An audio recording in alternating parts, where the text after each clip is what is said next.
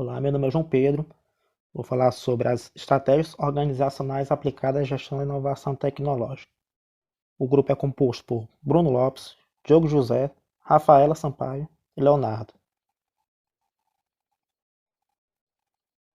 Estratégias organizacionais. As organizações contemporâneas necessitam definir suas estratégias organizacionais, que representam o elemento básico da coordenação das ações tomadas por seus membros, para garantir um bom desempenho em um ambiente competitivo e exigindo quanto à obtenção de resultados positivos. As estratégias também são padrões de comportamento organizacional que emergem ao longo do tempo, estratégias emergentes.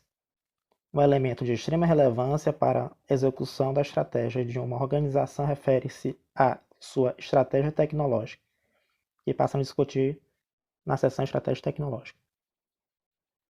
Estratégia tecnológica. O conceito de estratégia tecnológica está associado a ações que procuram impulsionar o crescimento da firma, atuando sobre o vasto conjunto de tecnologias e subtecnologias, com as quais está envolvida de maneira a incorporar as mudanças que se reflitam no aumento da competitividade empresarial. Combs e Richards propuseram uma classificação das tecnologias em 3 tipos: necessária ou básica, crítica, estratégia ou emergente. Essa classificação permite ao responsável pela formulação de estratégias corporativas e tecnológicas identificarem em seus negócios específicos quais as tecnologias de cada tipo e as relacionarem a ações diferenciadas em função de sua participação na competitividade do negócio.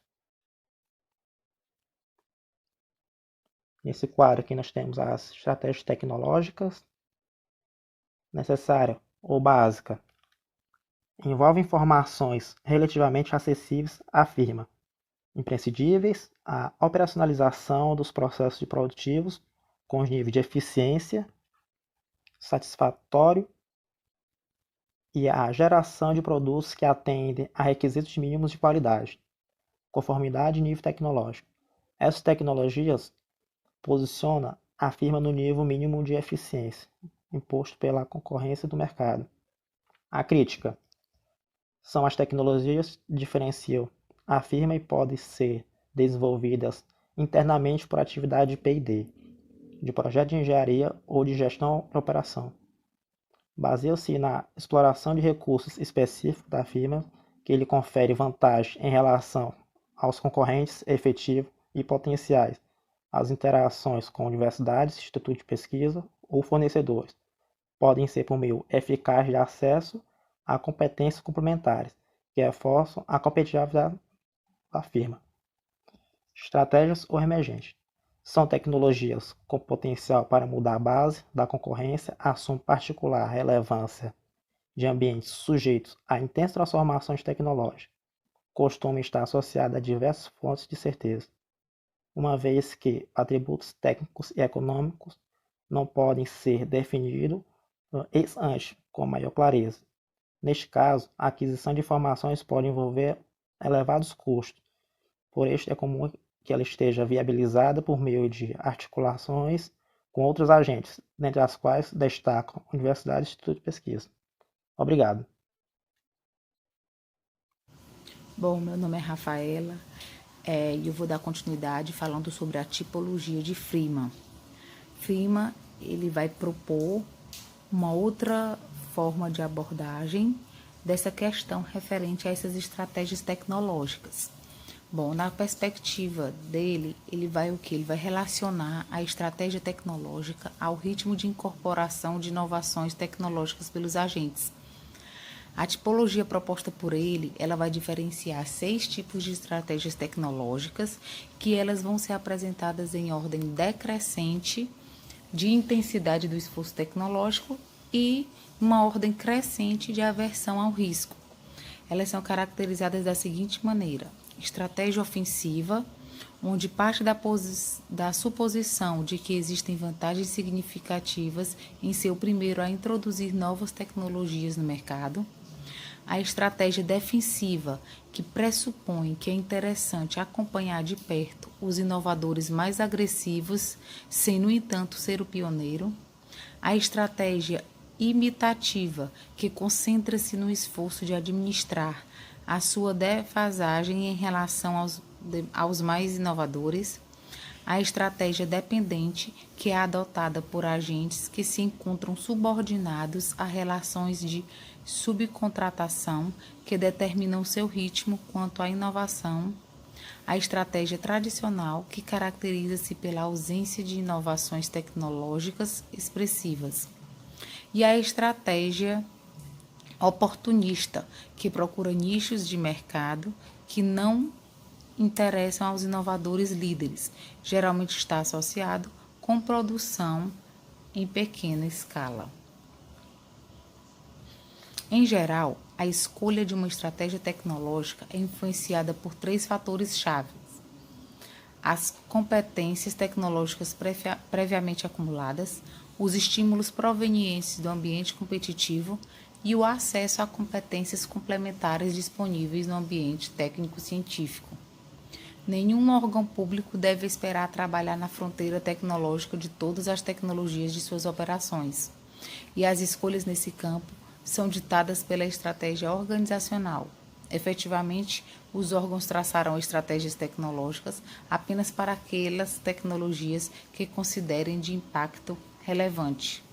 As estratégias tecnológicas, então, devem ser definidas à luz da estratégia organizacional e não o contrário.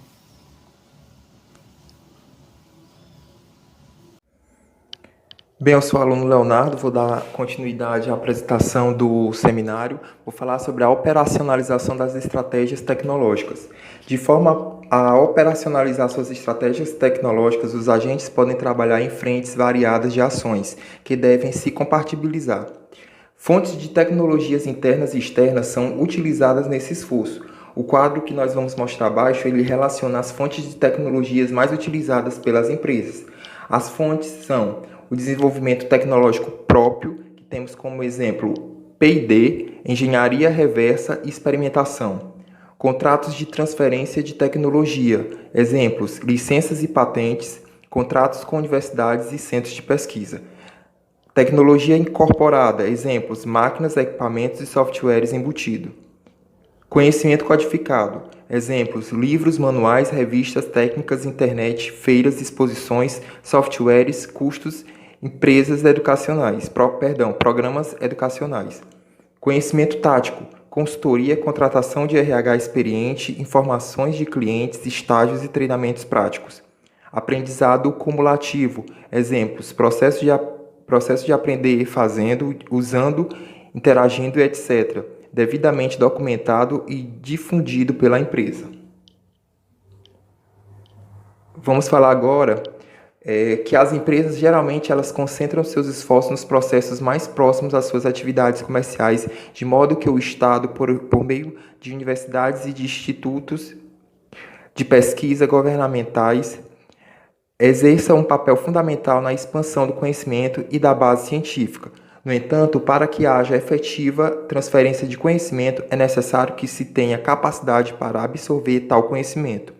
A compra de uma tecnologia mais avançada pode significar um grande salto tecnológico para a empresa adotante. Porém, se não for feito um esforço para adaptar e melhorar a tecnologia adquirida, em pouco tempo a empresa estará com essa tecnologia defasada, sem conseguir acompanhar o progresso do setor. A implantação da estratégia tecnológica deve considerar também as possibilidades de aquisição de determinadas tecnologias. Um programa que deu certo na empresa A não necessariamente irá dar certo na empresa B. É importante que toda a empresa esteja focada no sucesso desse programa. É interessante que todos os setores, todos os profissionais envolvidos estejam dispostos a trabalhar de forma correta para que a tecnologia funcione dentro da organização. E também é preciso estar atento que a tecnologia ela sempre está evoluindo. Então, um programa muito avançado hoje, amanhã ou mês que vem, pode surgir já uma nova versão que deixa o programa atual atrasado. Então, é necessário que sempre a empresa esteja procurando inovar tecnologicamente falando, e sempre procurar o mais avançado, o mais atual para implantar dentro da organização. Bem, cooperação para a inovação. As estratégias tecnológicas passam necessariamente por relação de cooperação. Por meio da cooperação, pode ocorrer a diminuição dos riscos dos investimentos e a redução dos custos, devido ao compartilhamento de recursos, tão importante no momento atual. A cooperação ainda propicia uma rica troca de conhecimentos que faz gerenciar as novas ideias. Por que as firmas colaboram entre si? Temos aí as respostas. Redução dos custos do desenvolvimento de novas tecnologias ou acessar mercados, reduzir os riscos do desenvolvimento de novas tecnologias, alcançar economias de escala na produção, reduzir o tempo entre o desenvolvimento e a comercialização de novos produtos e promover aprendizado compartilhado. Olá, meu nome é Diogo. Eu vou continuar aqui falando um pouco sobre cooperação para inovação. Há diversas formas de colaboração e nenhuma delas é ótima em todos os sentidos. Em geral, características de mercado e da própria tecnologia limitam as opções, enquanto as considerações estratégicas e a cultura da organização determinam o que é possível e desejável em cada circunstância. No quadro ao lado, que a gente vai ver agora, são apresentadas as principais formas de colaboração interempresarial. Então a gente divide esse quadro em 6 tipos de colaboração. Que são eles: subcontratação, relação com fornecedores, licenciamento, consórcio, aliança estratégica, joint venture e redes.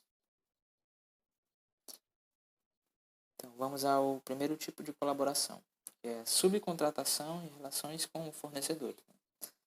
É uma colaboração de curto prazo. As suas principais vantagens são redução de riscos e custos, redução de tempo de entrada no mercado. Principais desvantagens: custos de busca, incertezas quanto ao desempenho e à qualidade do produto.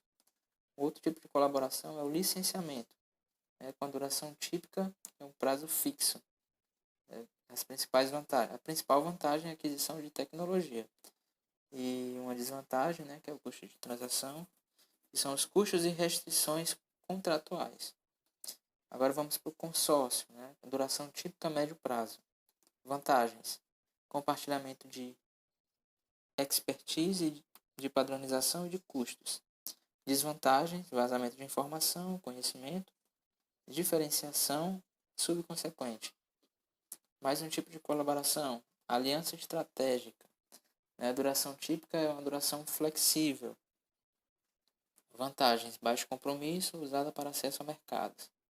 Desvantagens: lock-in, que é o aprisionamento, potencial, vazamento de informação ou conhecimento. Joint venture é uma duração de longo prazo. As principais vantagens é o know-how complementar e gerência dedicada. Desvantagens: divergências culturais e mudanças estratégicas. E por último, redes, tipo de colaboração, redes, duração típica a longo prazo. Vantagens: dinâmicas, grande potencial para aprendizado. E a sua principal desvantagem é a ineficiência por inércia. Agora vamos para a cooperação universidade-empresa. As políticas públicas baseadas no modelo linear fizeram com que no Brasil as universidades e os institutos de pesquisa públicas concentrassem os investimentos em P&D. A cooperação universidade-empresa é um fenômeno complexo que envolve a aproximação de dois mundos que operam com lógicas essencialmente distintas, derivadas da diferença de suas missões e de seus métodos de trabalho, como está resumido nesse quadro que a gente vai comentar agora. Então, vamos ver aqui as principais diferenças. A universidade, o fim é a formação de RH, pesquisa é meio. A empresa, o fim é a geração de inovações. Na universidade, a ênfase está na pesquisa básica. Já na empresa, a ênfase é a pesquisa aplicada e desenvolvimento. Na universidade são investimentos a longo prazo. Na empresa, curto prazo. Universidade, liberdade para escolha de temas, e a empresa é o mercado que vai apontar os rumos que a empresa vai seguir. Na universidade, a motivação intelectual. Na empresa, são estudos de viabilidade, riscos e potencialidades. Enquanto na universidade, a divulgação é feita a divulgação ampla dos resultados, a empresa ela busca sempre sigilo e patentear os resultados, as informações. Na universidade, o processo decisório lento, colegiado, estrutura complexa e equipes departamentalizadas. Já na empresa, as equipes são multidisciplinares e as decisões são tomadas de forma rápida e também possui uma estrutura mais hierarquizada.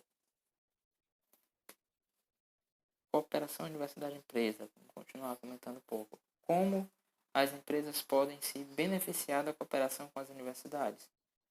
Vamos lá. Se o resultado da cooperação for um produto comercial, as empresas obtêm retorno tangível de seu investimento.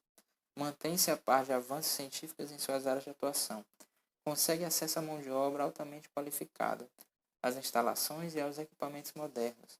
No entanto, é preciso observar que as relações com universidades não substituem o investimento interno em P&D, pois se as empresas não tiverem tal atividade, não serão capazes de identificar e de explorar de maneira eficaz oportunidades de aplicação tecnológica a partir dos conhecimentos adquiridos em parceria com as universidades.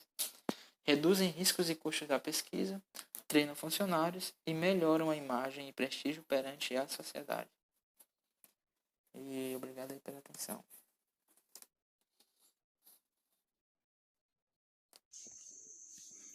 Olá, eu sou o Bruno e agora eu vou dar continuidade ao assunto do benefício das colaborações entre universidade e empresa.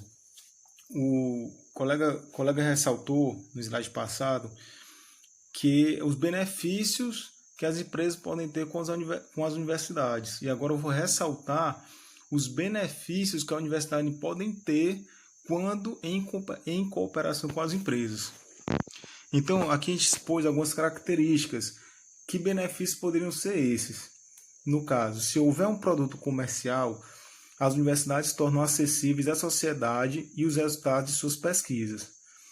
Outro benefício, encontram novas fontes de recursos para suas pesquisas, já que pode vir dinheiro da iniciativa privada para angariar dinheiro da iniciativa privada para fomentar a pesquisa que vai gerar o produto, né, um produto comercialmente viável.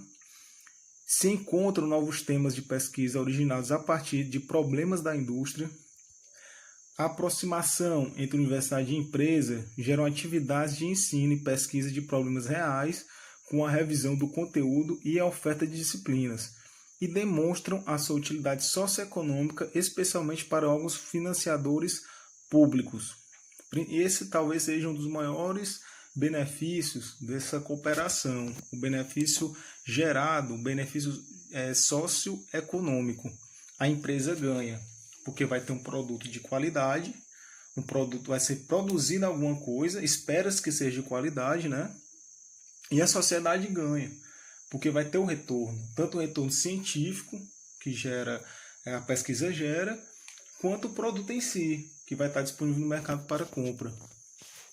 E agora vamos falar um modelo essencial, que é o modelo chamado da hélice tripla.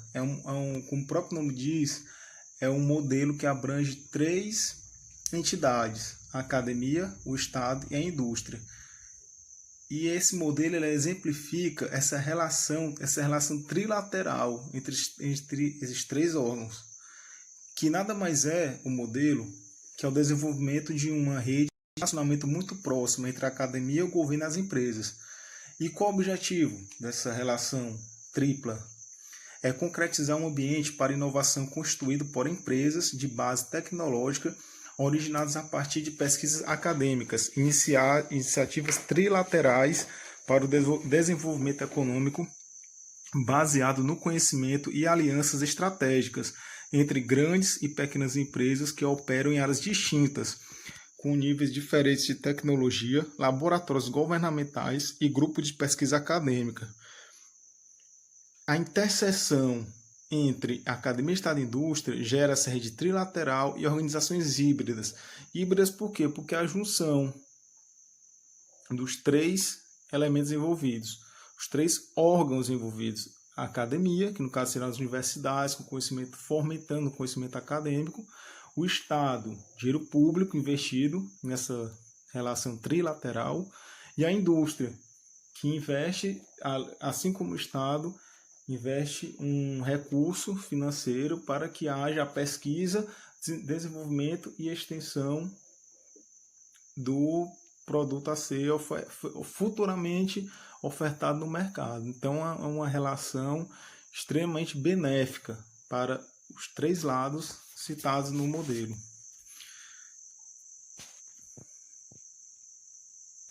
E com isso nós finalizamos nosso trabalho. Agradecemos e até uma próxima vez.